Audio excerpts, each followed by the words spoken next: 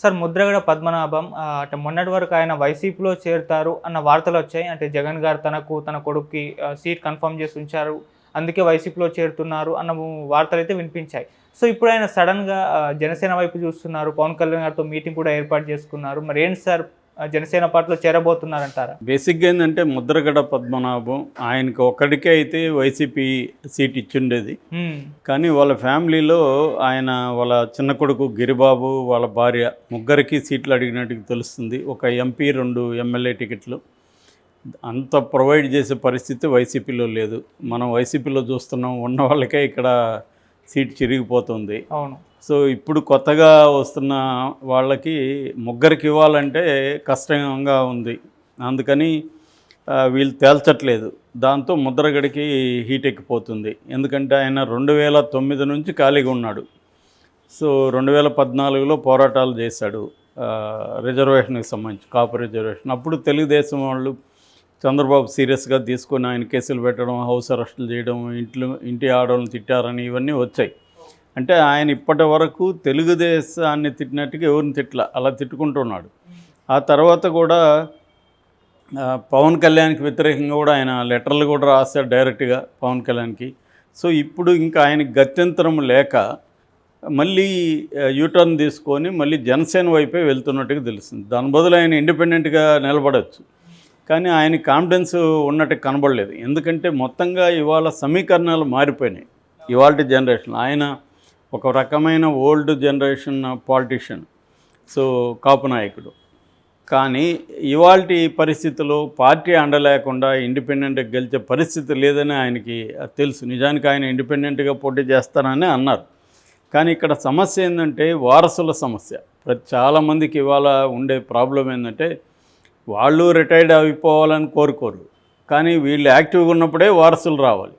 So అది తెలుగుదేశంలో కూడా ఆ ప్రాబ్లం ఉంది. ఫర్ ఎగ్జాంపుల్ అయ్యన్న పాత్రుడు వాళ్ళ కొడుక్కి కావాలి, నాకు కావాలంటున్నాడు. అది ఇద్దరికి ఇచ్చే పరిస్థితి చంద్రబాబుకి లేదు. అలాగా చాలామంది వారసుల్ని పైకి తీసుకురావాలి, ఇంట్రడ్యూస్ చేయాలి, వాళ్ళు ఉండాలి. కానీ వైసీపీలో ఫర్ ఎగ్జాంపుల్ భూమన కరుణాకర్ రెడ్డి ఉన్నాడు. ఆయన వారసుని ఇప్పుడు ఎమ్మెల్యేగా ఇస్తున్నారు. ఆయనకి ఇంకా ఎమ్మెల్యేగా ఇచ్చే పరిస్థితి లేదు. అందుకని ఆయన టీటీడీ తీసుకున్నారు. అట్లాగే చెవిరెడ్డి భాస్కర్ రెడ్డి ఆయనకి ఎమ్మెల్యేగా ఆయన విత్డ్రా చేసుకుని కొడుకు మోహిత్ రెడ్డికి ఇచ్చారు. ఆయన్ని వేరే రకంగా జగన్ ఉపయోగించుకున్నాడు. అలాగే ఏమవుతుందంటే కొడుకులు ఉండాలి, కూతుర్లు ఉండాలి, లేకపోతే భార్యలు ఉండాలి, మేము కూడా ఉండాలి అంటే ఏమవుతుందంటే కుటుంబం రాజకీయాల్లో ఉండాలి. ఒకే పార్టీ వాళ్ళని చేయాలంటే అందరూ కూడా వస్తారు. రేపొద్దున ఇది ఒక బ్యాడ్ ప్రెసిడెంట్ అంటారు. అంటే ఒక ఫ్యామిలీకి ఇస్తే అనేక రాజకీయ ఫ్యామిలీలు ఉంటాయి, వాళ్ళు వారసులు ఉంటారు. సో ఇది ప్రాబ్లం. ఇక్కడ ఇప్పుడు జగన్కి ఉండే ప్రాబ్లం ఏంటంటే కాపులు కంప్లీట్గా కన్సోలిడేట్ అయ్యి జనసేన వైపు వెళ్ళి జనసేన ఓట్లన్నీ కూడా తెలుగుదేశానికి ట్రాన్స్ఫర్ అయితే జగన్కి ప్రాబ్లం వస్తుంది. ఎందుకంటే మనం చూస్తున్నప్పుడు రకరకాల ఆంధ్రప్రదేశ్లో కులాల వారిగా పార్టీలు ఉండిపోయినాయి. కమ్మ కులం తెలుగుదేశం, రెడ్డి వైసీపీ, కాపులేమో మన జనసేన.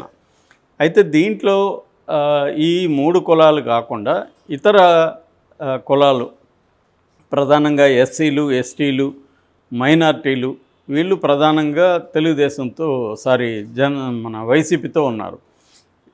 ఎస్సీలలో కూడా మాల సామాజిక వర్గం ప్రధానంగా వైసీపీతో ఉంది.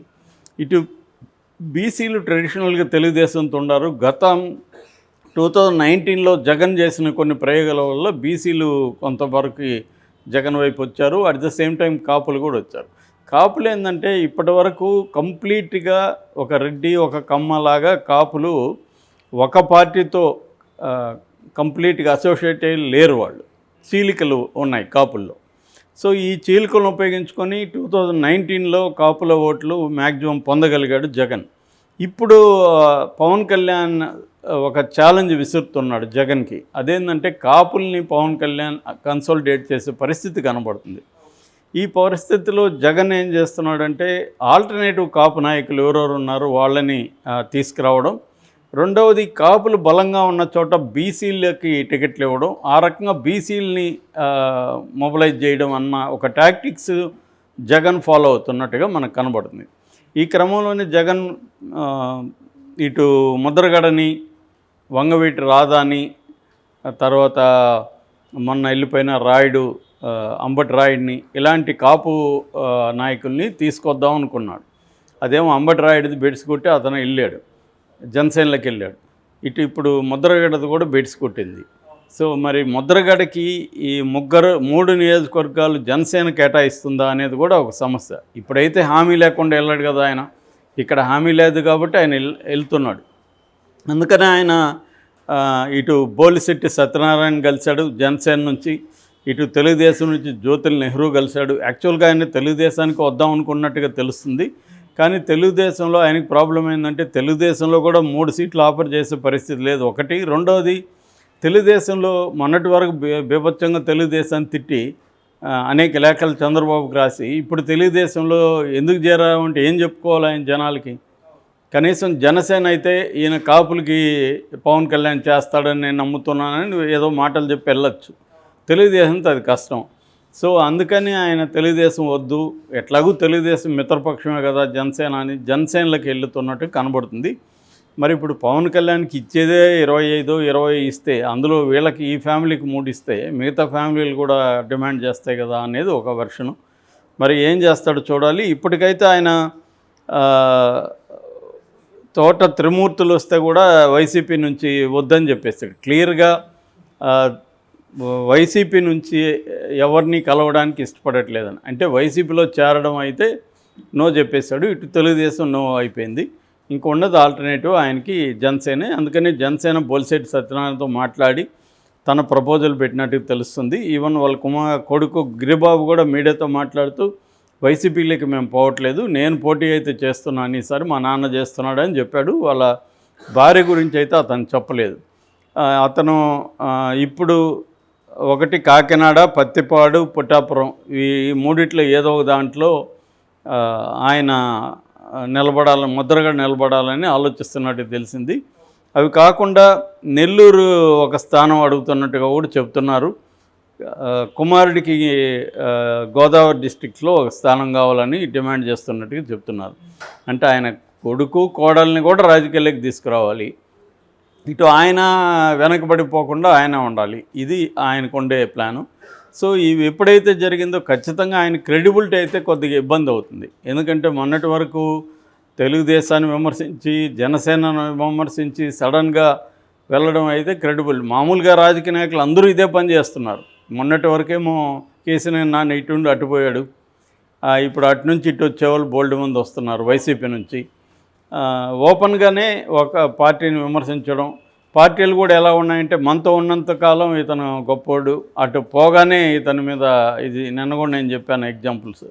సో ఇటువంటి ఒక కాంటెక్స్ట్లో మిగతా నాయకులకైతే అది ఓకే, వాళ్ళ రెగ్యులర్ రాజకీయ నాయకులు ఇలాగే ఉంటారు. కానీ ఈయనకి ఏంటంటే ఒక రకమైన క్రెడిబిలిటీ ఉంది, కొంత కాజ్ కోసం నిలబడతాడు, ముఖ్యంగా కాపుల సమస్యల కోసం నిలబడతాడని. ఇప్పుడు క్లియర్గా వైసీపీలో వీళ్ళు అడిగిన 3 సీట్లు ఇవ్వలేదు కాబట్టి జనసేనకి వెళ్తున్నాడు అనేది క్లియర్గా జనాలకు తెలిసిపోతుంది. ఈయనకి కూడా క్రెడిబిలిటీ పోతుంది.